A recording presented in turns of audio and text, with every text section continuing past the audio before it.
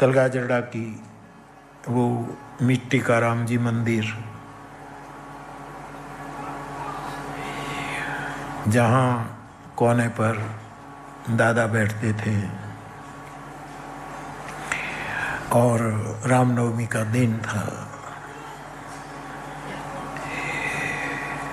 मैं इस बात में प्रवेश करूं इससे पूर्व, देश में तो रात हो गई होगी, 7, 7:15 होने को है शाम के, ठीक है ना? देश में 8:30 કલાક એટલે हाँ 7:15 થવા है ना। और जब कथा पूरी करूं तब बहुत देर हो जाएगी, इसलिए मैं इस व्यासपीठ से पूरे त्रिभुवन को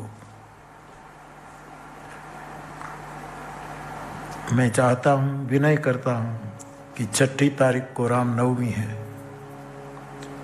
जिस दिन यहाँ हम पूर्णाहुति करेंगे और यहाँ की कथा 6 तारीख को पूरी हो गई, तब तक तो घंट बज गए होंगे देश में, घर घर, मंदिर मंदिर, गांव गांव, घट घट। और 500 साल के बाद रामलल्ला विराजमान हुए हैं अयोध्या में, लाखों लोग इकट्ठे हो जाएंगे। इसलिए मैं मेरे व्यासपीठ से मेरे त्रिभुवनीय मेरे सभी भाई बहनों को विनय कर रहा हूँ कि देश में और दुनिया में इस रामनवमी को घर घर में, घट घट में, हर मंदिर में बहुत श्रद्धा और उत्साह से मनाई जाए। हम यहाँ मनाएंगे बधाई के साथ, लेकिन प्रत्येक को मेरी प्रार्थना है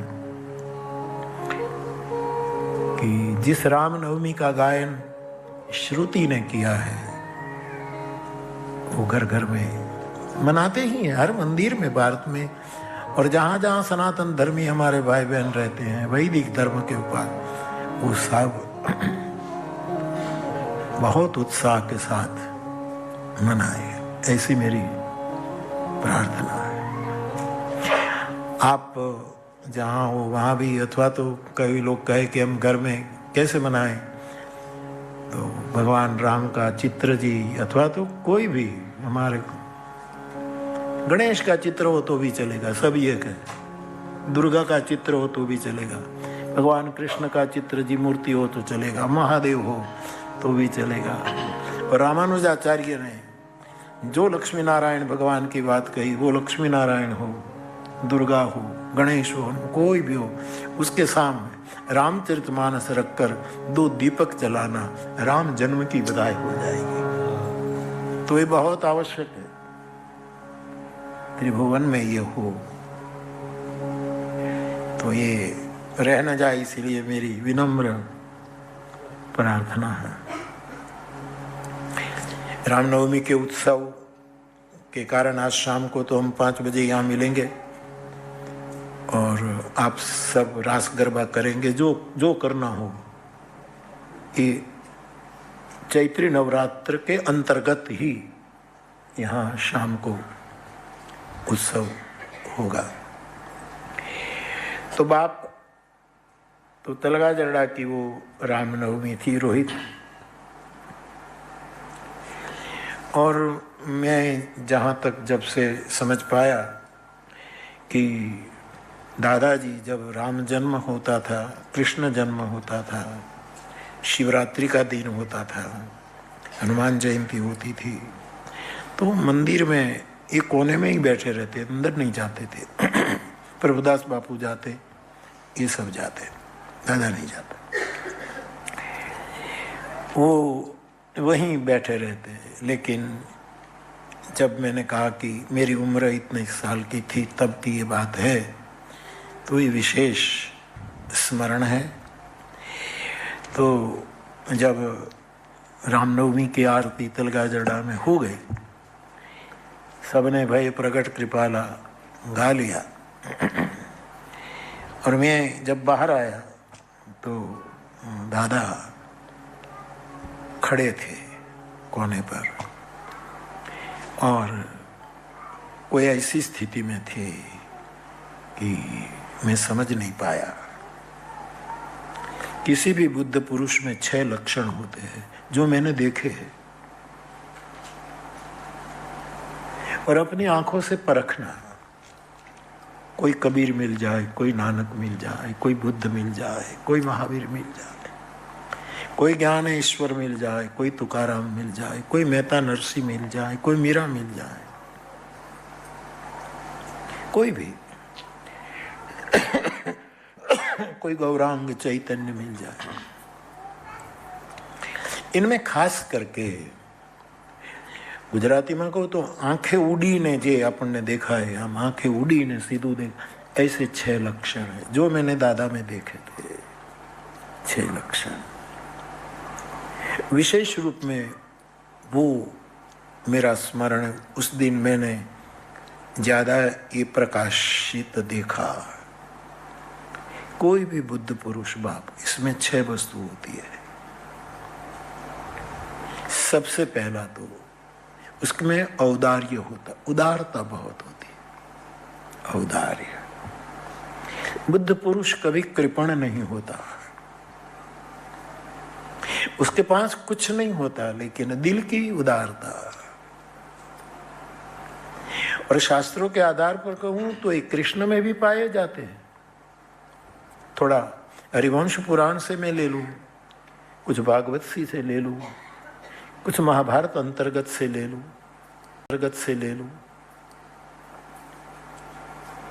योग वाशिष्ठ से ले लूं। राम में भी 6 दिखते हैं और महादेव में तो है ही। वैसे ही बुद्ध पुरुषों में, सद्गुरुओं में भी ये 6 वस्तु होती है।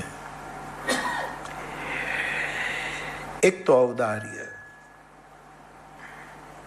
ऐसो को उदार जग माही।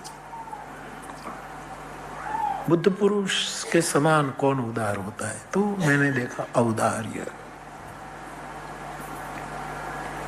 वैसे कुछ नहीं, घर में भी कुछ नहीं, जीवन में कुछ नहीं, क्या कैसे जिए हम?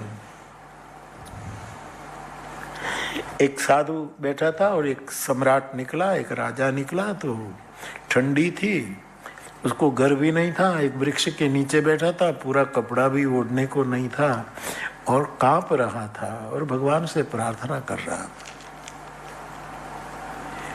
उसी समय राजा निकला और उसने देखा कि ये क्या बोल रहा है। तो साधु परमात्मा से प्रार्थना करता था कि मेरी ऐसी स्थिति कायम बनाए रखना। राजा को बहुत आश्चर्य हुआ, ये कोई पागल आदमी लगता है।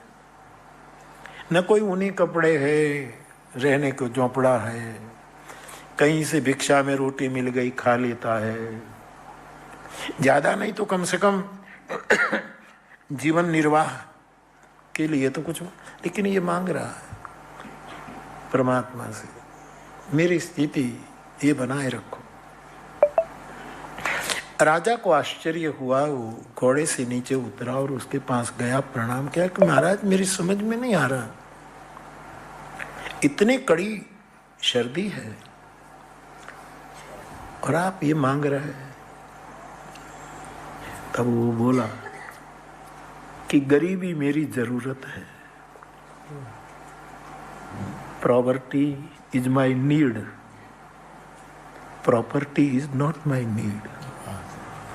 हम संसार में प्रॉपर्टी को नीड मानते हैं, साधु गरीबी को।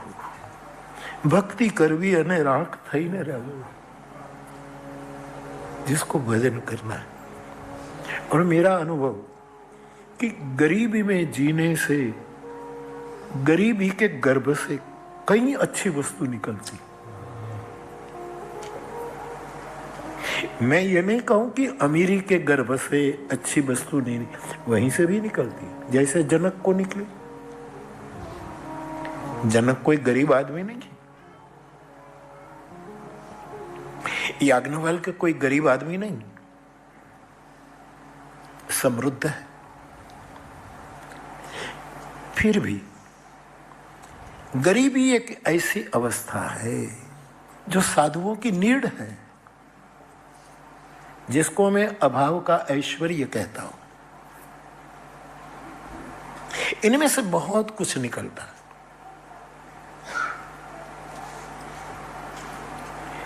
तो इस साधु ने कहा, राजा मेरे पर कृपा करने की जरूरत नहीं है, गरीबी मेरी जरूरत है और मैं मेरी जरूरत मांग रहा हूं। कंबल मेरी जरूरत नहीं है, शीतोष्ण सहन कर लेना मेरी जरूरत है, सुख दुख सहन कर लेना मेरी जरूरत है।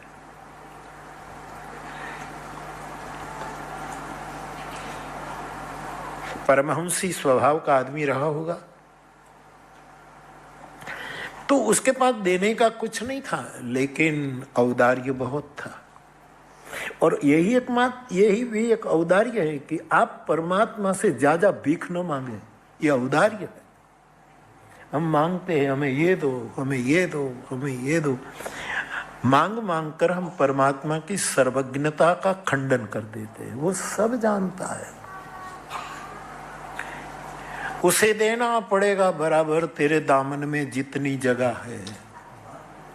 तुम्हारी पात्रता देखकर वो मजबूर होगा, वो देगा ही, मांगे क्यों? गालिब न कर हुजूर में तू बार बार अरज, ये शेर में पहले कहा करता था। अब गालिब का नाम है, उसका है कि किसका है भगवान जाने। गालिब न कर हुजूर में तू बार बार अरज, जाहिर है तेरा हाल उसको कहे बगैर। तुझे बोलने की कोई जरूरत नहीं, वो जानता है। तेरे पिक्चर का एक गीत है ना, तेरे सामने मेरा हाल है, मैं क्यों बोलूं, तू जानता है कि मुझे किस वस्तु की जरूरत। मेरे युवान फ्लावर्स, परमात्मा प्रकट हो जाए तो भी मांगना मत कुछ, उसको पता है कि तेरी जरूरत क्या है, क्यों मांगे। लेकिन एक आदत हो गई है, मांग मांग, जीव है ना, हम जीव है इसीलिए छोड़ो। लेकिन याद रखना, इस हॉल में मैं हूं, आप हो, ये उसने ये कौन सा कलर माना जाए तेरे कुर्ते का? पर्पल। हाँ, पर्पल। पर्पल कलर, उसके सफेद है, उसका ये, उसका ग्रीन जैसा है, मैंने काली। अब किसी ने ये पहना, किसी ने ये, सब हम बिलग बिलग है, लेकिन सब में विलसित चैतन्य एक है। इसका मार्ग करे।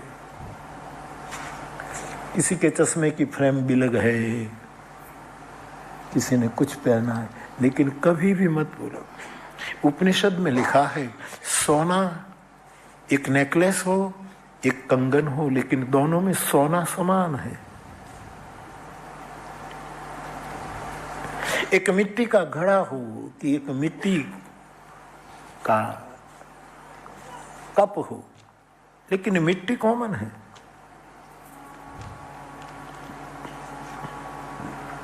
नरसिंह मेहता कहते हैं, जूझ वे रूप अनंत भासे, आखरे तो ब्रह्म लटका करे ब्रह्म पासे।